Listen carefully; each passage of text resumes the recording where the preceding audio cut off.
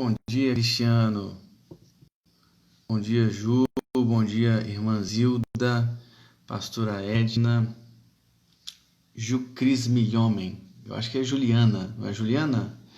Bom dia, pessoal do Ministério da Família IBA. Já tô acenando aqui. Bom dia, irmã Zilda. Que Deus abençoe muito a sua vida. Bom dia, Ana, pastora Edna. Que bom. Tô vendo aqui a Evelyn. Bom dia, Evelyn. Bom dia, Jaqueline. Bom dia, Alain. Entrou aqui também, Carol. Bom dia a todos vocês. Mailine.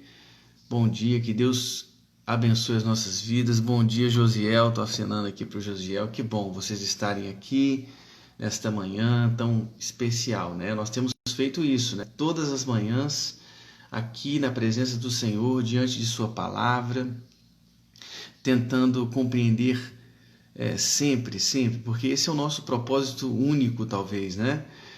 Compreender a vontade de Deus, e não só compreender, né? Mas viver a vontade de Deus. Eu acho que, especialmente hoje, nós vamos conversar um pouco sobre isso, porque isso nos torna família de Deus, fazer a vontade do Pai. Isso nos identifica como família de Deus. Bom dia a todos, né? O meu pai chegou aqui também, a Letícia também. Bom dia, Letícia. Maria, bom dia. Que Deus abençoe e renove as nossas forças. Bem, eu vou botar aqui no comentário qual o texto que a gente vai trabalhar hoje, que é Marcos, ok?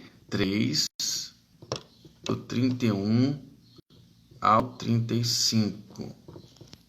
Só para vocês terem aí sempre fixado o texto que a gente vai trabalhar nesta manhã. Eu quero ler para você o texto de Marcos 3, 31 a 35, e aí nós vamos orar e conversar um pouco sobre o que a palavra de Deus nos diz. Diz assim o texto de Marcos, que está fixado aí, capítulo 3, verso 31 a 35. Diz assim a palavra de Deus.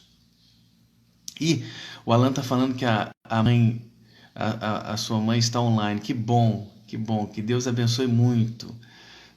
A mãe do Alan é minha mãe também, né? Não tem como, nós somos uma família, não tem jeito.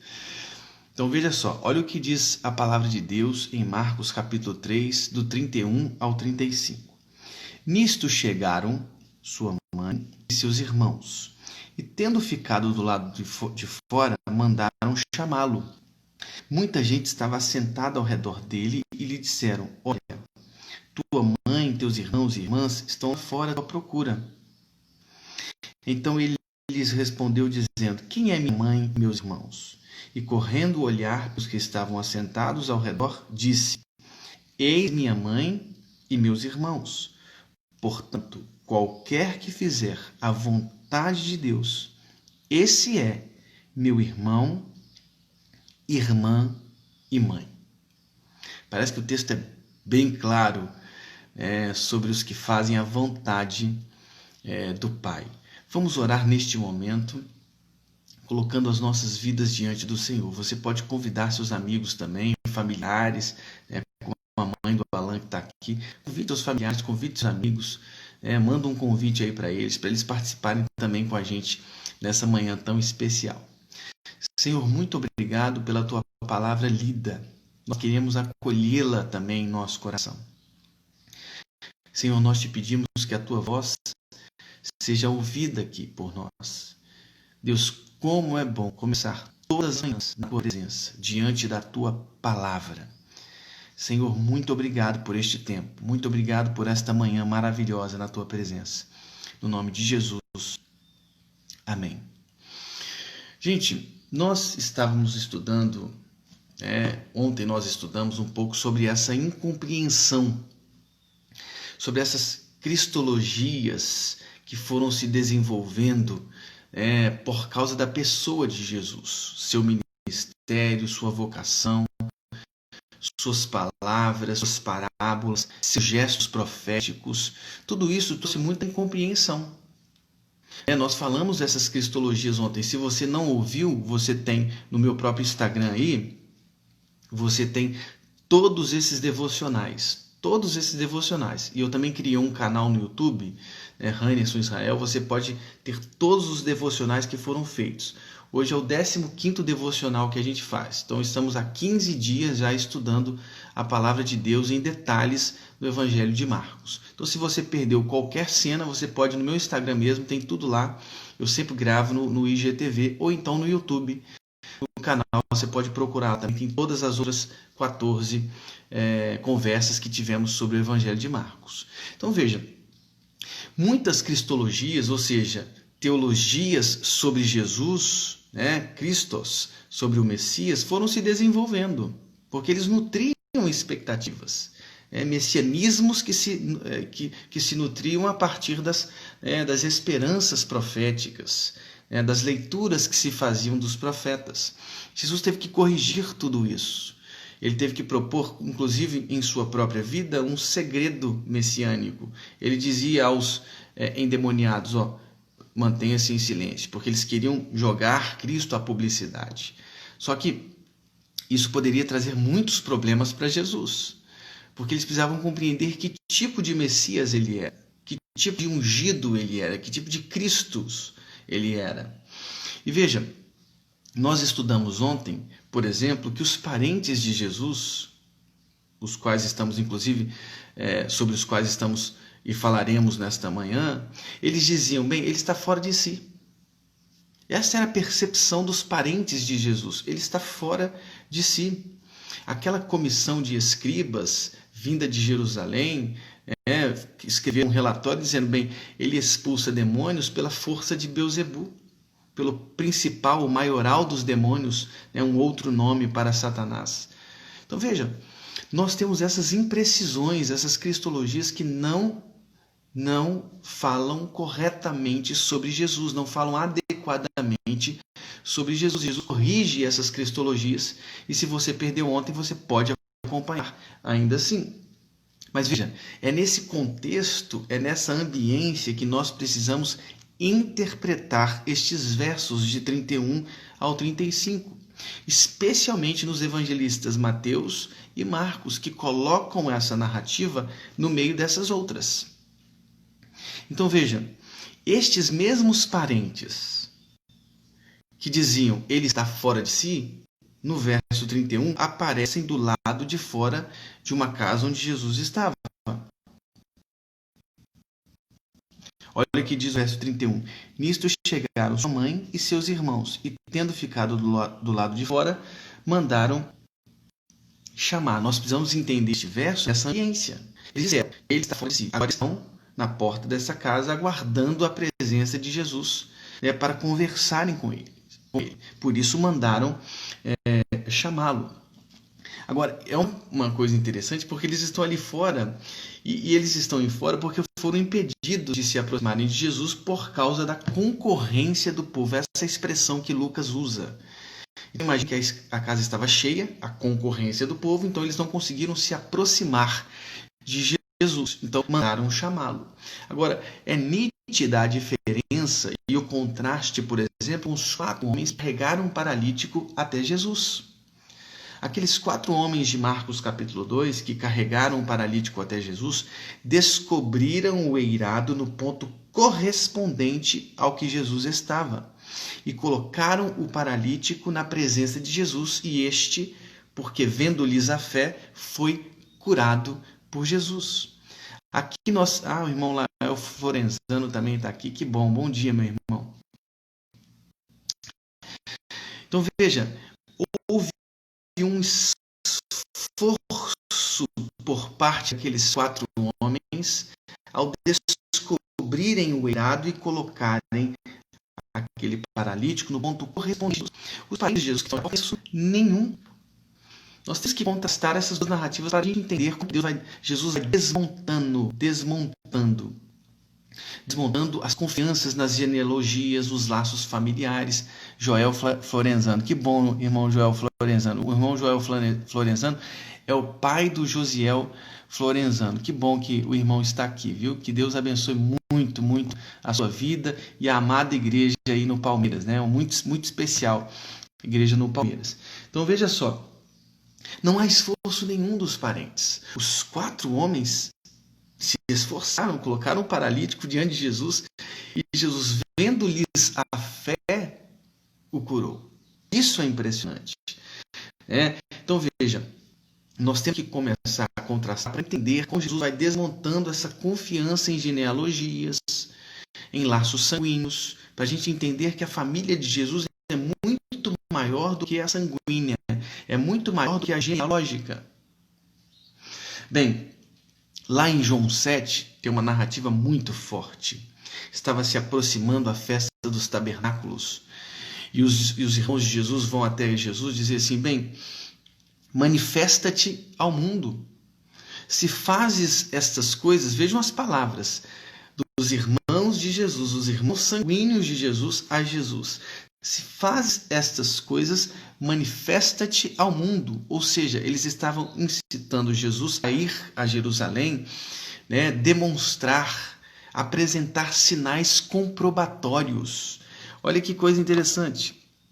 Sim, é como se eles estivessem dizendo: bem, Jesus, apareça lá em Jerusalém, apareça publicamente, se exponha publicamente, apresente os seus sinais comprobatórios, se realmente você faz isso. Então, veja, e o verso 5 do capítulo 7 de João é bem importante para compreender por que estes irmãos estavam pedindo a Jesus para que ele se manifestasse publicamente. Diz assim: porque nem mesmo seus irmãos criam nele. Porque nem mesmo seus irmãos criam nele. Os irmãos de Jesus não criam nele. E por isso pediam sinais. Pediam sinais como aquela geração perversa da qual fala Jesus em Lucas 11 e Mateus 12. Multidões, fariseus e escribas pediam sinais, mas Jesus dizia: nenhum sinal lhe será dado senão o sinal de Jonas. E qual era o sinal de Jonas? Bem, Jonas passou 3 dias e 3 noites no ventre de um grande peixe. E Jesus também ficaria 3 dias e 3 noites no coração da terra, o que representava a sua morte e depois a sua ressurreição. Então veja, para a geração perversa, nenhum sinal lhe será dado senão o de Jonas.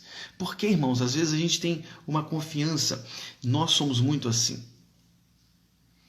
Isso é muito triste. Nossa fé, ela às vezes se nutre de sinais comprobatórios. É como se fôssemos Tomés. Tomés que se nutrem de coisas físicas, concretas, reais, de sinais comprobatórios o tempo todo, porque senão a nossa fé se desmorona. Então, tudo isso que eu estou mostrando é para que você entenda que essa passagem é o desmonte que Jesus faz na confiança que às vezes alimentamos em laços sanguíneos familiares.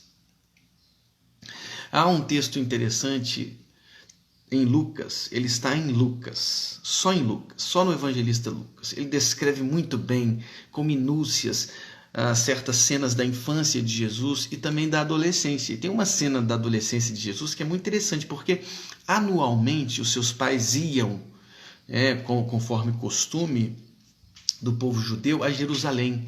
Então eles subiam a Jerusalém para a festa da Páscoa.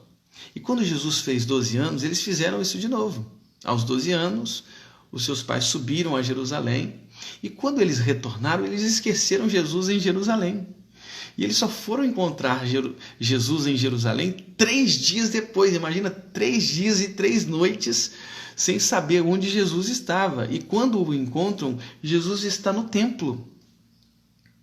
Logo sua mãe pergunta: filho, por que fizeste assim conosco? Teu pai e eu estávamos aflitos te procurando, é o que Maria diz a Jesus. E aí Jesus diz assim: por que me procuráveis? Não sabias que me cumpria estar na casa de meu pai? Veja, é Jesus desmontando essa confiança em laços sanguíneos, em genealogias. Muitas pessoas se esquecem de Jesus porque pensam assim: bem, ele está entre os meus familiares, entre os meus amigos.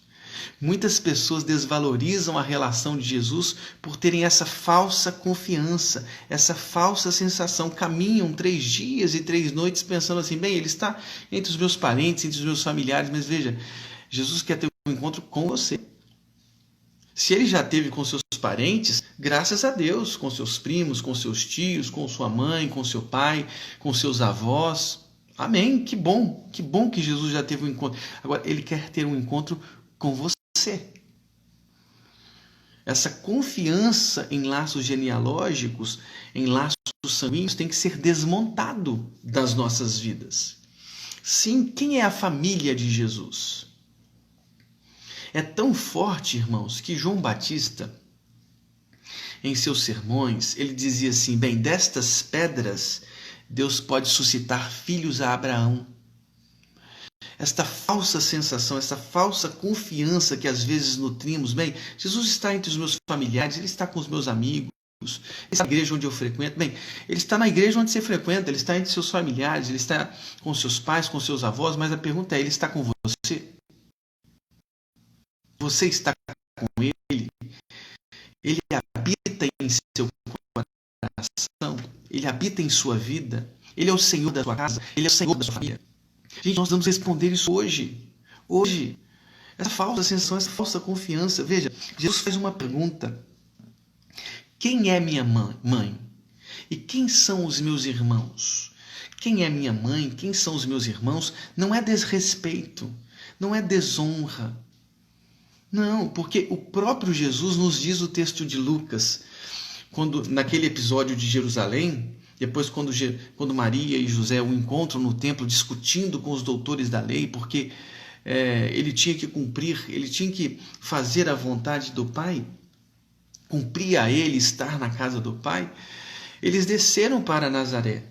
Eles saíram de Jerusalém, desceram para Nazaré, e diz o texto que era-lhes submisso. Jesus era submisso a José. Jesus era submisso a Maria. Olha que coisa linda e interessante. Veja, quando Jesus pergunta nesta cena quem é minha mãe e quem são os meus irmãos, ele não está desrespeitando, desonrando sua mãe e seus irmãos, não. Ele está colocando os pingos nos is. Ele está organizando as compreensões, as consciências, as leituras que fazem de Cristo. Ele está dizendo assim, quem é a minha família? Quem é minha família não é quem tem genealogia. Quem é minha família não é quem tem laço sanguíneo comigo. Quem é minha família é quem faz a vontade do meu Pai. O Kenner chegou aqui, Kenner é um grande amigo que eu tenho. Eu vou ter que falar em grego agora para ele poder se sentir bem. Veja, essa pergunta ela é uma pergunta que desmonta cristologias falsas, percepções sobre Jesus falsas. Nós nutrimos às vezes, Jesus está entre os meus familiares, Jesus está entre os meus pais, entre os meus avós. Quem é a família de Jesus? Bem, ele responde, eis minha mãe e meus irmãos. E ele diz, portanto, qualquer que fizer a vontade de Deus, esse é meu irmão, minha irmã e minha mãe. Essa é a família de Cristo. Veja, fazer a vontade de Deus é o supremo propósito de Jesus. Fazer a vontade do Pai é o supremo propósito de Jesus. Lá naquela cena angustiante no Getsêmani, uma das cenas mais tristes, em que Jesus mostra ali sua total humanidade. Ou seja, ele não era só encarnado no corpo, não, mas na alma humana, nas emoções humanas, nas angústias humanas. Veja, esse Jesus que se encarnou no corpo humano, mas também nas angústias humanas, diz assim, minha alma está profundamente triste e triste até a morte. Lá no meio daquela cena de profunda angústia, naquele espaço sombrio do Getsêmani, ele disse assim, Abba, Pai. Veja a oração do Cristo. Abba, Pai, tudo te é possível. Passe de mim este cálice. Contudo, não seja o que eu quero, e sim o que tu queres. Essa é a oração humilde, sensível, que nasceu e brotou dessa angústia profunda experimentada pelo Filho do Homem. Pai, Abba, se possível, passe de mim esse cálice, mas que não seja feita a minha vontade, não o que eu quero, mas a tua vontade, o que tu queres. Isso é muito forte. Cumprir a vontade do Pai era o seu supremo propósito. Sim, e também nós, os seus co-irmãos, co-herdeiros, os seus irmãos, sim, nós também temos que cumprir a vontade do Pai. Lá naquele caminho que começa no capítulo 8 de Marcos, vai até o 11, de Cesareia de Filipe até Jerusalém, aquela caminhada em que Jesus separa os discípulos para uma compreensão mais profunda de seu propósito, inclusive, né, da sua característica, né, do seu messianismo de sofrimento, porque ele era o servo sofredor de Isaías. Pedro começou a dizer-lhe: mestre, nós deixamos tudo, paz, trabalho, redes, para te seguir. E aí Jesus responde a Pedro: quero ler para você, em verdade vos digo que ninguém há que tenha deixado casa, ou irmãos, ou irmãs, ou mãe, ou pai, ou filhos, ou campos por causa de mim e do Evangelho, que não receba 100 vezes mais agora no presente casas, irmãos, irmãs, mães, filhos, campos. E ele diz, com perseguições, e no mundo vindouro, a vida eterna. O Evangelho dele é completo. Você vai receber casas, irmãos, mães, filhos, campos. Por quê? Porque o Evangelho aumenta a nossa família. O Evangelho faz com que a nossa família se abra suas paredes, às vezes frias, para a percepção de que somos clã. É como se Jesus estivesse apontando para os clãs antigos da história de Israel, que foram despedaçados nos tempos de Herodes. O clã é família maior, ou seja, não é só a minha família que existe, existem outras famílias. E essas outras famílias são família comigo. E não existe só o clã, existe a sociedade inteira, existe Israel, vamos dizer que Israel é étnico. Somos famílias, mas somos clãs, somos um povo. E mais, não somos só um povo étnico, porque o Evangelho desmancha isso. Desmantela isso, desmonta esse castelo ficcional antigo de que só um povo étnico. Não é só um povo étnico. Deus quer o mundo.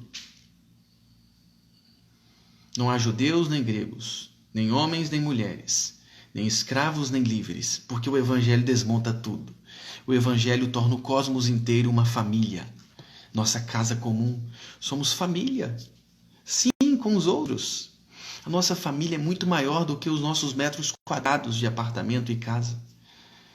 O que Jesus está dizendo é, vamos tornar a nossa família maior, vamos torná-la clã, vamos torná-la maior, vamos torná-la povo de Deus, vamos torná-la mais, vamos entender que povo de Deus não é povo étnico, porque Deus pode suscitar destas pedras filhos a Abraão. Vamos tornar os cosmos inteiro família de Deus. Eu creio que Deus quer que todos tenham um encontro com Ele. E esse talvez seja, né, a nossa forma de perceber, né, sobre salvação, que realmente me traz uma profunda paixão e vontade de anunciar o Evangelho. E por isso tenho proposto todas as manhãs estar aqui, às 7 horas da manhã, pregando o Evangelho. Sim, anunciando o Evangelho. Que Deus possa abençoar sua vida.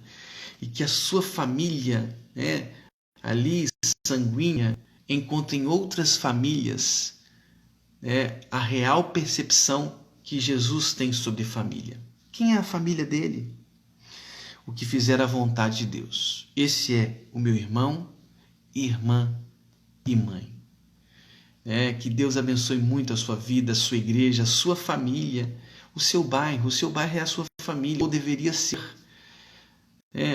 O seu bairro é a sua família.